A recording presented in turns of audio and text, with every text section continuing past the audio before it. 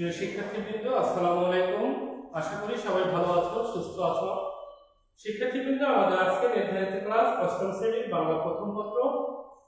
তো বাংলা প্রথম পত্রে আমরা সুখী মানুষ নাটিকা শুরু করেছিলাম, গত ক্লাসে শেষ করতে পারিনি, প্রথম দৃশ্য শেষ করেছি। তো আজকে আমরা সুখী মানুষ নাটিকা দ্বিতীয় দৃশ্য শেষ করব। তো সুখী মানুষ আমরা আবার একটু মনে করিয়ে দেই রচনার ধরন, অর্থাৎ সুখী মানুষ এটি কোন ধরনের রচনা। এটি হলো নাটিকা, আর এর দৃশ্য সংখ্যা হলো 2টি, মানে ক্ষুদ্র অর্থে নাটিকা আমরা গত ক্লাসে আলোচনা করেছি। আর নাটিকার দৃশ্য সংখ্যা 2টি।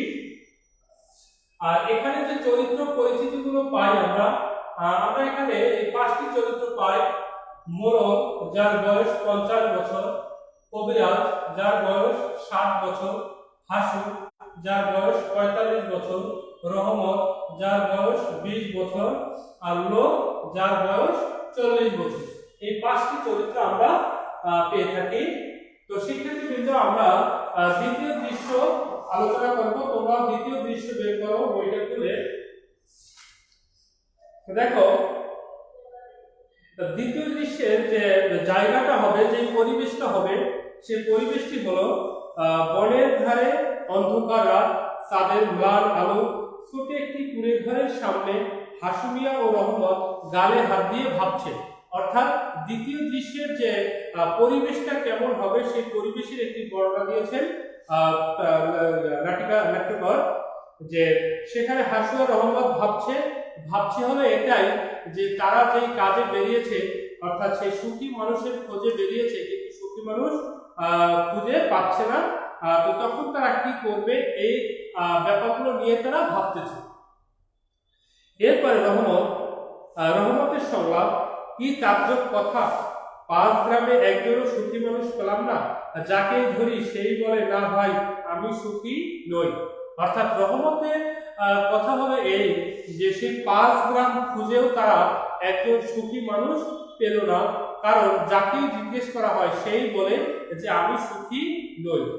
আসলে নাট্যকার এখান থেকে বোঝাতে চেয়েছেন যে পৃথিবীতে আসলে কেউই কমপ্লিটলি সুখী নয়, সম্পূর্ণ সুখী নয়, কারণ প্রতিটা মানুষের কোনো না কোনো জায়গায় তার একটি দুঃখ রয়েছে বা একটি কষ্ট রয়েছে। আর আমরা জানি যে সেই নীতি কথা, যে পৃথিবীতে কোনো মানুষই সম্পূর্ণ সুখী নয়, কোনো না কোনো জায়গায় তার একটি কষ্ট মনের মণিকোঠায় হলেও থেকে যায়। তো সেই অনুযায়ী তারা 5 গ্রাম খুঁজেও একজন সেই সত্যিকারের মানুষ বা সুখী মানুষ খুঁজে পায়নি।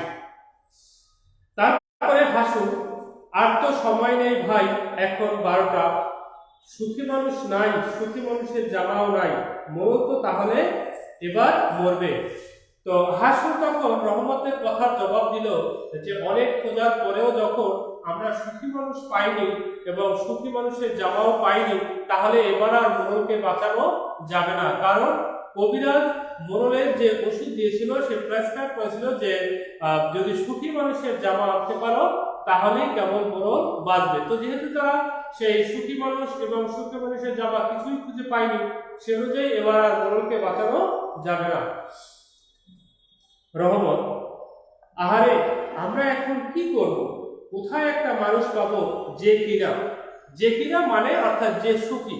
তো রহমত আফসোস করে বলল যে আহারে আমরা এখন কি করব, কারণ আমরা তো 5 গ্রাম ঘুরেও একজন সুখী মানুষ পাইনি। তো যদি কোথাও একটা সুখী মানুষ পেয়ে যেতাম তাহলে খুব ভালো হতো। হাসু, পাওয়া যাবে না, সুখী মানুষ পাওয়া যাবে না, সুখ বড় কঠিন জিনিস এ দুনিয়াতে। ধনী বলছে আরো ধন দাও, ভিখারি বলছে আরো ভিক্ষা দাও, পেটুক বলছে আরো খাবার দাও।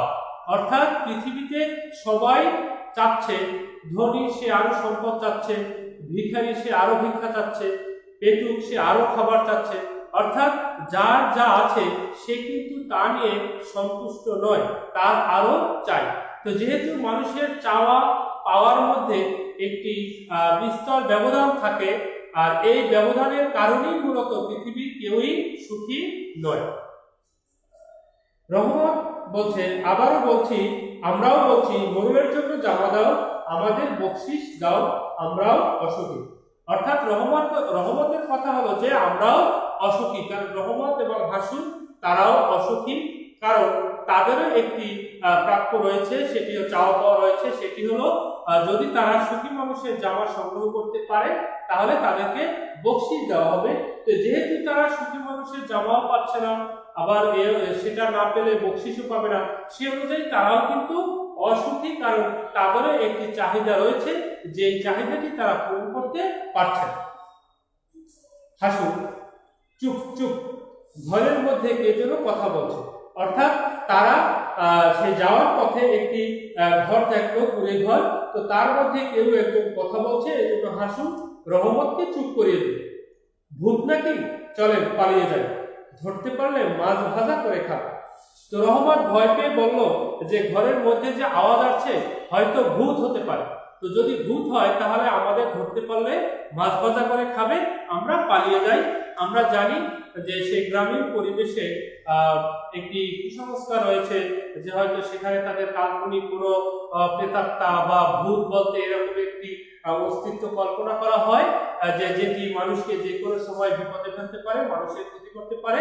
এরকমই একটি কাল্পনিক প্রকৃতি বিশিষ্ট যে ভূতের অস্তিত্ব তারা প্রমাণ করতে চাচ্ছে, সে অনুযায়ী, সেই কুসংস্কারের অনুযায়ী রহমত বলছে যে হয়তো ভূত হতে পারে, চলেন পালিয়ে যাই, না হলে মাছ ভাজা করে খাবো। হাসু, এই যে ভাই, ঘরের মধ্যে কে কথা বলছো, বেরিয়ে এসো। তো হাসু অনেক সাহস নিয়ে বলল যে ঘরের মধ্যে তুমি কে কথা বলছো, বেরিয়ে এসো। রহমত ভয় পেয়ে বলল ভূতকে ডাকবেন না। রহমত হাসুকে বলল যে এই ঘরের মধ্যে যে আছে হয়তো সে ভূত, তার একটু কুড়ে ঘর, সেই বাগানের মধ্যে, জঙ্গলের মধ্যে, তার মধ্যে সেই ভাঙা কুড়ে ঘরের মধ্যে হয়তো কোনো মানুষ নয়, ভূত থাকতে পারে, এই জন্য বলছে ভূতকে ডাকবেন না। লোক, তোমরা কে ভাই, কি চাও? অর্থাৎ যেই ঘরের মধ্যে থেকে একটি লোকের আওয়াজ এসেছিল, তো সেখান থেকে একজন লোক বের হয়ে আসলো, বের হয়ে এসে সে জিজ্ঞেস করলো যে তোমরা কে ভাই, কি চাও? অর্থাৎ এই হাসু এবং রহমতকে লোকটি জিজ্ঞেস করেছিল যে তোমরা কে এবং কি চাচ্ছ। হাসু বলল আমরা খুব দুঃখী মানুষ, তুমি কে? তো হাসু ওই লোকটিকে বলল যে আমরা খুব দুঃখী মানুষ, কিন্তু তুমি কে? লোক, আমি একজন সুখী মানুষ। লোকটি উত্তর দিল যে আমি একজন সুখী মানুষ। হাসু, আহ, তোমার কোনো দুঃখ নাই? লোক, না, সারাদিন বনে বনে কাঠ কাটি, সেই কাঠ বাজারে বেচি, যা পাই তাই দিয়ে চাল কিনি, ডাল কিনি, মনের সুখে খেয়ে দিয়ে গান গাইতে গাইতে শুয়ে পড়ি, এক ঘুমেই রাত কাবার মানে শেষ। হাসু, বনের মধ্যে একলা ঘরে তোমার ভয় করে না যদি চোর আসে? তো হাসু জিজ্ঞেস করলো যে তুমি যে এই বনের মধ্যে একা কুড়ে ঘরে থাকো, তো তোমার ভয় করে না? কারণ রাতে যদি চোর আসে বা দস্যুদের আক্রমণ হয়? লোক, চোর আমার কি চুরি করবে? লোক বলল যে চোর যদি আসে তো সে আমার কি চুরি করবে? হাসু, তোমার সোনাদানা, জামা জুতা। হাসু বলল কেন, তোমার ঘরের যে মূল্যবান দ্রব্যগুলো আছে, যেমন সোনাদানা, জামা, জুতো, এসব যদি চুরি করে নিয়ে যায়? লোকটি একথা শুনে প্রাণ খোলা হাসি হাসলো, অর্থাৎ সে অনেক উচ্চস্বরে হাসলো। রহমত বলল হাহা করে পাগলের মতো হাসছো কেন ভাই? লোকটি বলল যে তোমাদের কথা শুনে হাসছি। চোরকে তখন বলবো নিয়ে যাও, আমার যা কিছু আছে নিয়ে যাও। তো লোকটি বলল যে যদি চোর আসে তাহলে আমি তাকে বলবো যে আমার যা কিছু আছে সব তোমরা নিয়ে যাও। হাসু বলল তুমি তাহলে সত্যিই সুখী মানুষ? লোক, দুনিয়াতে আমার মতো সুখীকে, আমি সুখের রাজা, আমি মস্ত বড় বাদশা। রহমত, ও বাদশা ভাই, তোমার গায়ের জামা কোথায়? ঘরের মধ্যে রেখেছ? তোমাকে 100 টাকা দেব, জামাটা নিয়ে এসো। তো রহমত যেহেতু ভাবলো যে অনেক খোঁজার পরে এই হাসু আর রহমত যেহেতু একজন সুখী মানুষ পেয়েছে, তো অবশ্যই সেই সুখী মানুষের জামাও রয়েছে, এই জন্য তারা সেই সুখী মানুষের জামা নিয়ে আসতে বললো এবং বললো তোমাকে 100 টাকা বকশিশ দেবে। লোক, জামা? রহমত, জামা মানে জামা, এই যে আমাদের এই জামার মতো জিনিস, তোমাকে 500 টাকা দেব, জামাটা নিয়ে এসো, মোড়লের খুব কষ্ট হচ্ছে। তো তো হাসু এবং রহমত তারা মোড়লকে বলল যে তোমার গায়ের জামাটা আমাদের দিয়ে দাও, দরকার হয় তোমাদেরকে 500 টাকা দিব, কারণ মোড়লের খুব কষ্ট হচ্ছে, অর্থাৎ মোড়ল এই সুখী মানুষের জামা না পেলে বাঁচবে না, এই জন্য তোমার জামাটা আমাদের দরকার। লোক, আমার তো কোনো জামা নাই ভাই। হাসু হাসু বলছে যে মিছে কথা বলো না, মানে মিথ্যা কথা বলো না। লোক, মিছে বলবো কেন, আমার ঘরে কিছু নাই, সেই জন্যই তো আমি সুখী মানুষ। তো হাসু বলল যে আমার ঘরে যে কিছু যে তুমি মিছে বলছো, কারণ তোমার ঘরে কিছুই নাই, এটা তো হতে পারে না, তাহলে তুমি কিভাবে সুখী মানুষ হলে? তো লোকটি বলছে যে আমি কেন মিথ্যে বলবো, কারণ আমার ঘরে কিছু নাই, এই জন্যই তো আমি সুখী। অর্থাৎ কিছু নাই, তার কোনো হারানোর ভয় নাই, তার কোনো চাহিদা নাই, চাওয়া পাওয়ার মধ্যে কোনো বিস্তর ব্যবধান নাই, এই জন্যই তিনি কখনোই হতাশ নন, বিধায় তিনি সুখী আছেন। তো এখানে সুখী মানুষ নাটিকায় মমতাজ উদ্দিন আহমদ মূলত দেখাতে চেয়েছে যে মানুষের সুখী হতে হলে যে তার অনেক সম্পদের দরকার, সেটি কিন্তু নয়। কারণ আমরা বলে থাকি যে সুখ জিনিসটি হলো আপেক্ষিক ব্যাপার, অর্থাৎ এর যে সঠিক পরিসংখ্যান এটা করা খুব কঠিন। তো সুখ আসলে মনের ব্যাপার, কারণ খুব সম্পদশালী হলেই অন্যের টাকা পয়সা ঠকিয়ে বা অন্যের ক্ষতি করে ধন সম্পদ আহরণ করে নিজের সম্পদশালী হলেই যে সুখী হওয়া যাবে, ব্যাপারটি তেমন নয়। আবার যার কোনোই সম্পদ নেই, যে খুব অনাহারে অর্ধাহারে দিন কাটায়, সেই যে অসুখী, ব্যাপারটা তাও নয়। তাহলে সুখ এখানে খুব মনের ব্যাপার, কারণ যে মনের দিক থেকে সুখী, সেই আসলে সুখী মানুষ, যার কোনো চাওয়া পাওয়া নাই, যার কোনো চাহিদা নাই, হারানোর ভয় নাই।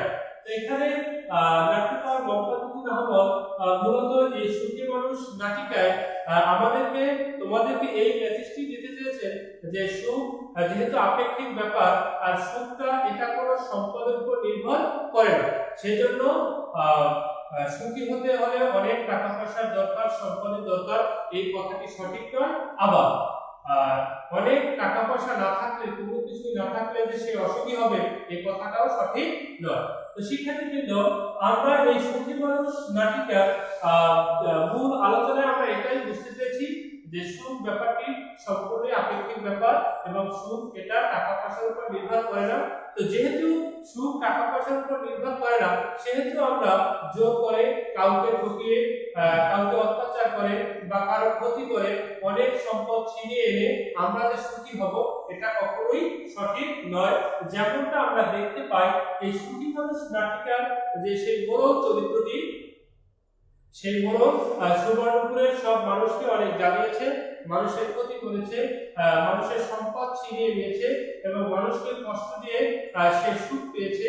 মানুষকে কষ্ট দিলে মানুষ যখন কাঁদে, তাদের সেই কান্নার মধ্য দিয়ে এই মোড়ল সুখ অনুভব করে, অথচ সেই মোড়ল আজকে অসুখী, কারণ তার যে সেই কাল্পনিক হাড়ভাঙ্গা রোগ, সেটি কোনো কিছুতেই ভালো হচ্ছে না, কারণ একজন সুখী মানুষের জামা ছাড়া এটি ভালো হবে না। তো এখানে কবিরাজ যে তার এই সুখী হওয়ার জন্য যে ওষুধ দিয়েছে সুখী মানুষের জামা, এটাও একান্ত নাট্যকারের ব্যক্তিগত অনুভূতি থেকে দিয়েছেন, কারণ তিনি দেখাতে চেয়েছেন যে আমরা যে টাকা পয়সা দিয়ে সুখী হব, সুখ জিনিসটা আসলে এর উপরে নির্ভর করে না, আর এভাবে সুখ কেনা যায় না বা পাওয়া যায় না। সেই অনুযায়ী আমরা কাউকে ঠকাবো না, আমরা কারো ক্ষতি করবো না, কাউকে ঠকিয়ে তার সম্পদ ছিনিয়ে নিব না, এই মেসেজটি মূলত আমাদের নাট্যকার মমতাজ আহমদ দিতে চেয়েছেন। তো শিক্ষার্থীবৃন্দ, আমরা আমাদের এই সুখী মানুষ নাটিকার আলোচনা এখানে শেষ করছি। আমরা মূলত দুটো ক্লাস নিয়ে এটির উপরে শেষ করেছি। তো আশা করি তোমরা বুঝতে পেরেছো। এরপরেও যদি তোমাদের কোথাও বুঝতে সমস্যা হয়, তাহলে অবশ্যই আমাকে কমেন্টস করবে, আমি তোমাদের রিপ্লাই দেবো। তো শিক্ষার্থীবৃন্দ, আমরা আমাদের আলোচনা এখানে শেষ করছি। তোমরা ভালো থাকো, তোমাদের সাথে দেখা হবে পরবর্তী ক্লাসে। আল্লাহ হাফেজ।